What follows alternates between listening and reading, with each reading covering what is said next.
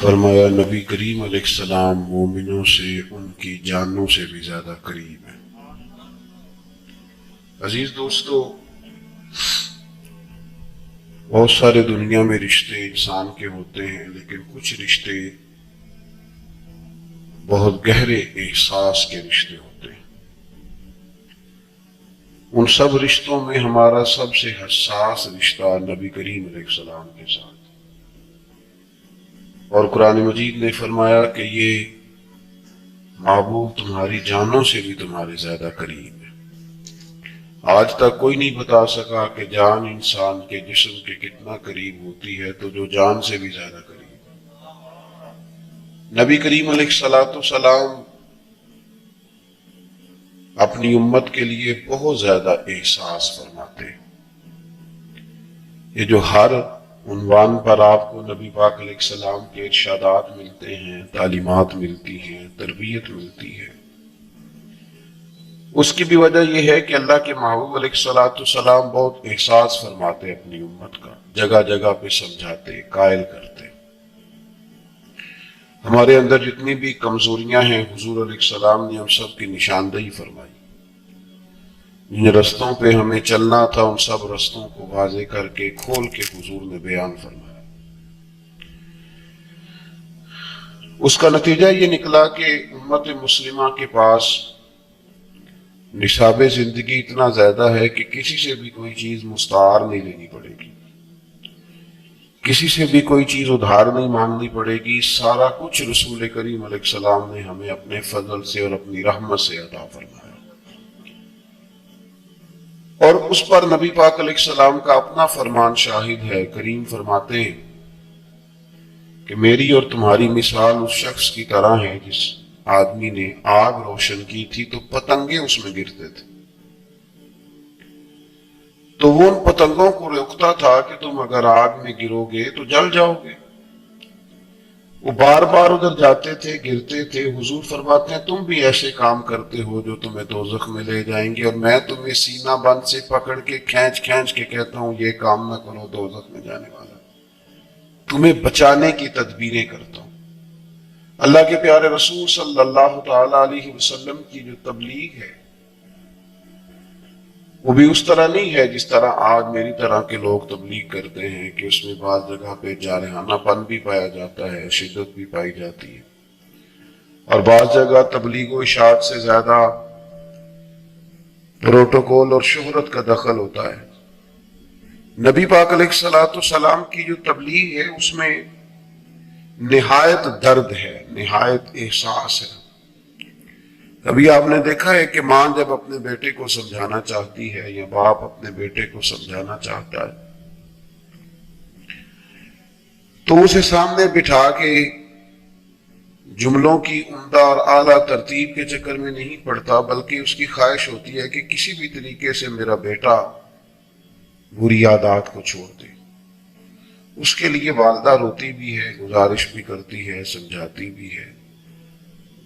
باپ اس کے لیے بڑی جدوجہد بھی کرتا ہے اور بیٹے کو یہ بھی بتاتا ہے کہ بیٹا میں نے تو ساری زندگی تیرے نام کر دی اور میں یہ چاہتا ہوں کہ تو سمجھ جائے، تیرے اندر تبدیلی آ جائے۔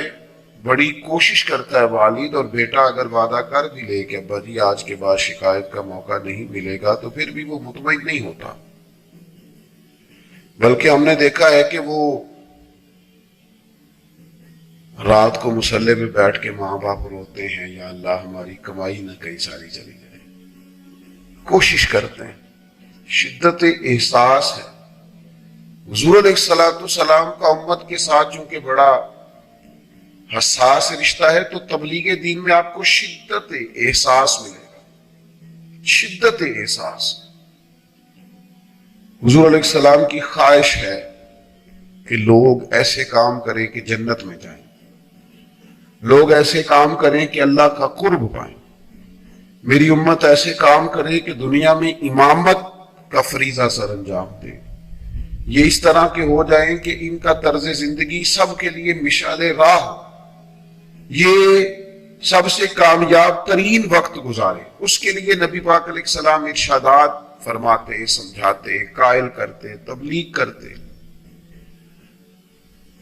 اور پھر رات کو حضور ہوتے بھی کہ اللہ انہیں ہدایت کا نور عطا فرما، ان کے لیے ساتھ دعا بھی فرماتے۔ آپ حضور علیہ الصلوۃ والسلام کی سیرت مبارکہ کو کبھی دیکھیں تو ایک بات کہنے لگا ہوں، اس پر آپ غور کریں گے تو سیرت میں آپ کو اس کی گواہی ملے گی۔ نبی پاک علیہ السلام نے ہمیشہ یک طرفہ خیر خائی کی بات کی ہے، دو طرفہ نہیں۔ ایسا نہیں کہ میں خیر خائی کروں تو جواب میں پھر سامنے والا بھی خیر خائی کرے، یہ نہیں۔